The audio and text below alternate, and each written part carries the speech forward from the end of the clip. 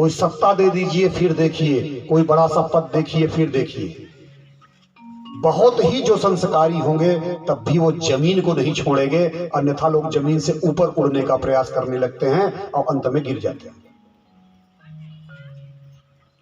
तो भगवान ने सोचा कि यदुवंशियों को भी हम समाप्त कर देते हैं। अब आपको ये लगेगा कि राम भगवान तो अपनी लीला के समय सबको साथ में ले गए थे अपने लोग, और भगवान जी तो यहाँ सबको समाप्त करने का योजना बना रहे हैं। एक फिलॉसफी है, दर्शन है, याद रखिएगा, बहुत गूढ़ ज्ञान है, आप जैसे श्रोता ही इसको समझ सकते हैं। एक लाइन में उसका नाम है कंटकेन कंटकम। इसको याद कर लीजिए, कंटकेन कंटकम, कांटे से कांटे को, कंटकेन कंटकम। क्या इसका मतलब है अब समझिए। मान लीजिए आप कहीं जंगली रास्ता में जा रहे हैं, जंगल का रास्ता है, आपने पैरों में चप्पल अथवा जूते नहीं पहने हैं। बच्चों बैठ जाओ, बैठ जाओ। आपने जूते चप्पल नहीं पहने हैं, कटीला रास्ता है, आप जा रहे हैं और रास्ते में कोई कांटा आपके पैर में चुभ गया। पहले से नहीं पता था कि कांटा चुभेगा, कि सुई हुई सब लेकर के, सुई धागा लेकर के झोले में जाएंगे। कोई यात्रा में सुई धागा लेके नहीं जाता। सब्जी मार्केट जा रहे हैं, नर्मदा नहाने जा रहे हैं तो सुई धागा लेकर के जाएंगे, कोई नहीं जाता। और रास्ते में कांटा चुभ गया, अच्छा खासा इतना बड़ा अंदर चला गया, अब आपसे चला नहीं जा रहा है, क्या करेंगे? कैसे निकालेंगे? नाखून तो इतने बड़े हैं नहीं कि राक्षसों को अड्डा बना बना करके आ जा मेरे कांटे, ऐसा तो नहीं होगा। अब आप क्या करेंगे? एक दूसरा कांटा जंगल में खोजेंगे, कांटा ही ढूंढेंगे। किसके लिए? कांटे के लिए। और एक कांटा आपको मिल गया, अब बैठ गए, पैर को ऊपर किया, उस कांटे से उस कांटे को निकाल दिया। पहला जो कांटा था वो आपका दुश्मन था एक तरह से शरीर के लिए। दूसरा कांटा था जिसने उस दुश्मन कांटे को निकाला, वो आपका मित्र कांटा हुआ। तो क्या उसका आप धन्यवाद देंगे कि कांटे भाई आपने अच्छी मदद की, जेब में रख लेते हैं, बहुत मदद किया, नहीं तो हम तो नर्मदा स्नान ही नहीं कर पाते। जब उसको आप जेब में रख करके धन्यवाद देके संभाल के रखेंगे, अंदर जाके वो भी चुभना शुरू कर देगा। चुभेगा कि नहीं चुभेगा? अब इसका गहरा अर्थ समझिए। जो गलत वृत्तियां हैं उनको शुद्ध करने के लिए, ठीक करने के लिए हम सात्विक वृत्तियों का प्रयोग करते हैं। जो गलत वृत्तियां हमारे आपके अंदर आ गई, उनको सुधारने के लिए हम क्या करते हैं? सात्विक वृत्तियों का सहारा लेते हैं। तो ये मत समझिएगा कि सात्विक वृत्तियां हमारे लिए हितकर होंगी, बाद में वो सात्विक वृत्तियां भी चुभेगी। तो अगर तमस गुण रूपी हमारे आपके अंदर गुण आ गई, वृत्ति आ गई, तो उस तमस माने अंधकार, उस अंधकार रूपी वृत्ति को हटाने के लिए सात्विक वृत्ति का प्रयोग करना पड़ेगा। सात्विक वृत्ति के द्वारा तमस वृत्ति का हम नाश करेंगे। लेकिन अगर सात्विक वृत्ति भी अपने अंदर रह गई तो कभी न कभी वो भी अभिमान के रूप में चुभना शुरू कर देगी। इसलिए आप तमस को हटाएं, रजस को हटाएं और सत्व को भी बाद में हटा दें। तो जब ये भी गुण गया, वो भी गुण गया, तो बचेगा क्या? निर्गुण। निर्गुण, निर्विशेष, निराकार, वही परब्रह्म परमात्मा का, ब्रह्म का रूप है, स्वरूप है। हम समझते हैं कि दुर्गुणों को हटा करके सद्गुणों को बना ले, हम अच्छे बन गए। तो यहाँ पे कितनी गहरी बात कही जा रही है कि सद्गुण भी बाद में चुभना शुरू कर देगा। विश्वास मत करिएगा उस सद्गुण पे भी। तो कंटकेन कंटकम, एक कांटे से एक कांटे को निकाला, बाद में दोनों कांटों को निकाल करके फेंक दिया। तो क्या बचा? केवल बचा हमारे पास निर्गुण आत्मवृत्ति बची। बुरी वृत्ति भी गई, अच्छी भी वृत्ति गई, दोनों वृत्तियां गई, तो शेष बचा आत्मवृत्ति। तो केवल आत्मा बचती है, फिर कुछ नहीं बचता है। तो अभी उसी कंटकेन कंटकम के वजह से हम आत्म स्वरूप का दर्शन नहीं कर पा रहे हैं। तो दोनों को हटाने के बाद निर्द्वंद हो गए, यह भी गई वह भी गई, अद्वय परमात्मा। जो तत्व का मतलब हम लोग द्वितीय दिवस में समझ रहे थे कि तत्व जीवन का उद्देश्य क्या है? तत्व जिज्ञासा। तो तत्व क्या है? अद्वयम ज्ञानम, परमात्मा का स्वरूप, यही है वो स्वरूप। जब समस्त वृत्तियां खत्म हो जाती हैं तो केवल अद्वयम ज्ञानम बचता है, दूसरा कुछ भी नहीं बचता है। तो वेदांत के संस्कार अगर किसी के अंदर नहीं होते ना, तो ये वेदांत की बातें जल्दी समझ में नहीं आएगी। मैं आपको बता रहा हूं, ये वेदांत की बहुत बड़ी फिलॉसफी है, दर्शन है। लेकिन अगर किसी के अंदर वेदांत का संस्कार नहीं है, उसको नहीं समझ में आएगा कि भागवत कथा कैसी चल रही है, उसको समझ में नहीं आएगा कि पता नहीं क्या कांटे कूटे ऐसे कुछ बोला, नहीं समझ में आएगा। और यदि आप समझ रहे हैं तो आपके अंदर वेदांत का संस्कार है। तो यह है वेदांत का विषय, तात्विक चर्चा है। क्योंकि भगवान का रूप क्या है कि रघुपति महिमा अगुण अगाथा, गुणों से भी ऊपर।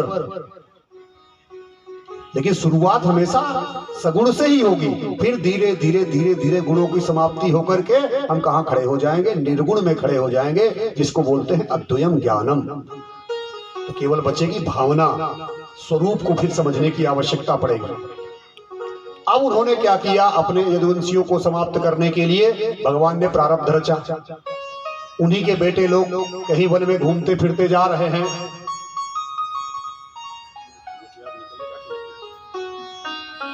तो वन में जा रहे हैं खेलने के लिए। और जब वहां पे पहुंचे तो भगवान की ही ये महिमा है कि उनको कुछ जैसे परीक्षित महाराज को सूझ गया था कि ऋषि मुनि से मजाक करने लगे थे समीक ऋषि से, तो उन लोगों को लगा कि ध्यानस्थ ऋषि बैठे हुए हैं, चलो देखा जाए कि ये सच्चे पंडित हैं कि नहीं।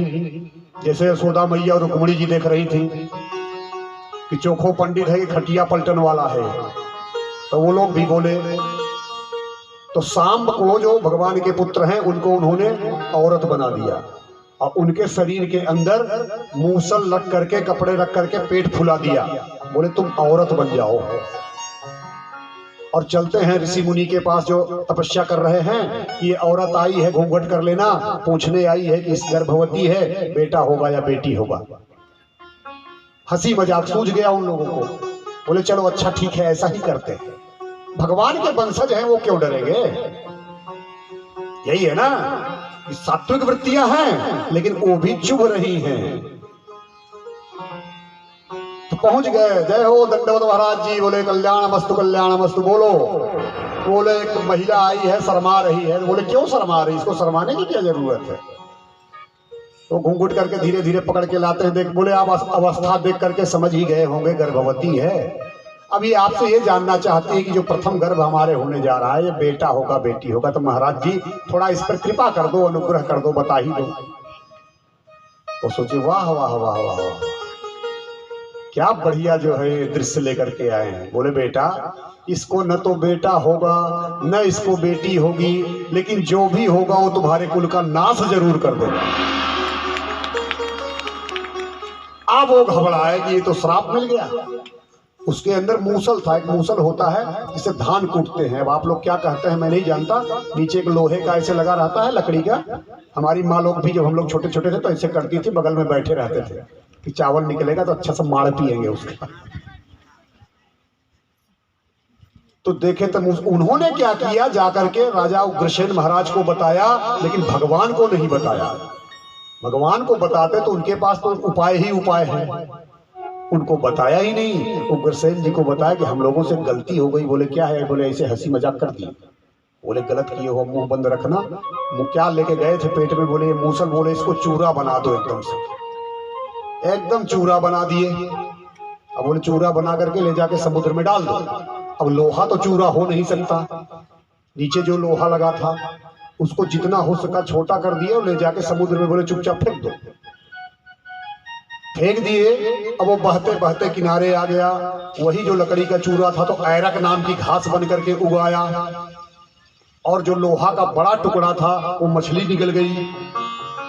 मछुआरे ने मछली को पकड़ा, जब घर पे उसको फाड़ा तो लोहा निकला।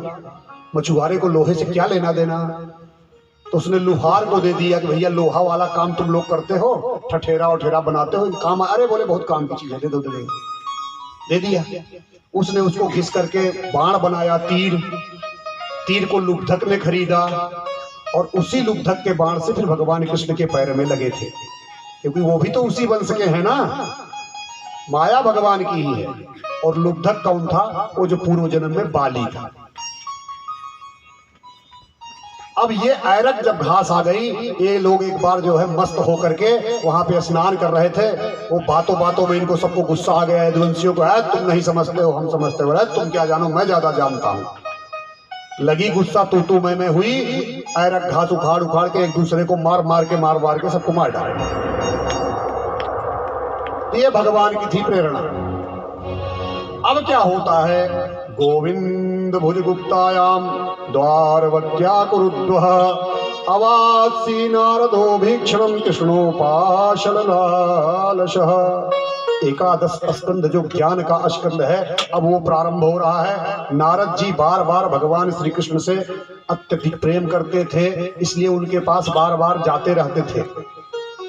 बचपन से लेकर के शादी ब्याह घर गृहस्थी, नारद जी का आना जाना सदैव लगा रहा, क्योंकि उनको लगता था कि भगवान का दर्शन हमें मिलता रहे।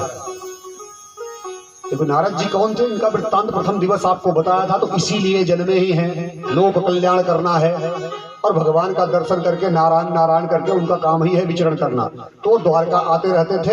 एक बार आए तो भगवान श्री कृष्ण के पिता श्री वसुदेव के यहाँ घर भी जाते हैं। अब नारद वसुदेव जी को प्रणाम करते हैं। नारद जी कहते हैं कि आप अपना जिसको बच्चा समझ रहे हो ना, वो भगवान है, तो भगवान वाला रूप मान करके उससे ज्ञान आदि ग्रहण कर लीजिए। और बच्चा समझते रहेंगे तो ये मौका आप चूक जाएंगे। तो समय आ गया है। तो नारद जी जब ऐसा कहते हैं, क्योंकि वो साधवो दीन वत्सल हैं, तो वसुदेव जी कहते हैं कि यही बात तो मैं भी जानता हूं, लेकिन जब उसको परमात्मा कहता हूं तो पिताजी कहने लगता है, तो मेरा भावना बदल जाती है कि उसको भगवान मानूं, यह मेरा बेटा है, ऐसा ही भाव आता रहता है। इसलिए मैं आपसे, अब ऐसा करिए महर्षि कि आप ही हमको ज्ञान दे दीजिए, क्योंकि वो बेटा बन जाता है तो जब भाव ही नहीं आएगा तो कैसे हम उससे ज्ञान प्राप्त करें।